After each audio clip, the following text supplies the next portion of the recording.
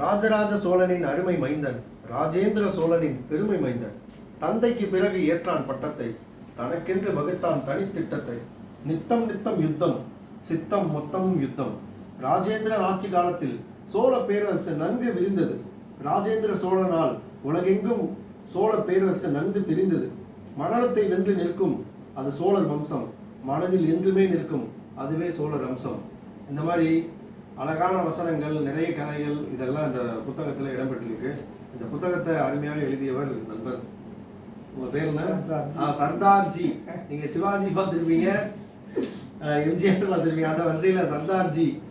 எப்படி இது உங்களுக்கு எழுதணும் தோணுச்சு? என்ன நோக்கமா இதை நீங்க எழுதி? இது நான் ஜெயங்கொண்டம், அரியலூர் மாவட்டம் ஜெயங்கொண்டம். எங்க மண்ணினுடைய சிறப்பு மன்னர் ராஜேந்திர சோழன், உலகம் ஃபுல்லாவும் போற்றப்படக்கூடிய ராஜேந்திர சோழனை பள்ளி மாணவர்களுக்கு ரொம்ப எளிமையா கொண்டு போய் சேர்த்திருக்கேன்.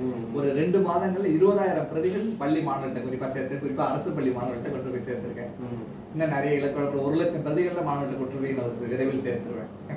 உங்க வீட்டுல யாருக்கா தமிழ் தெரியாம இருந்தது, இங்கிலீஷ் மீடியம் படிச்சுட்டு தமிழ் எனக்கு தெரியாது அப்படி யாராவது பீத்திக்கிட்டாங்க அப்படின்னா அவசியம் அவங்களுக்கு இந்த புக்கை ஒன்று வாங்கி கொடுங்க. நீங்க படிச்சீங்களா?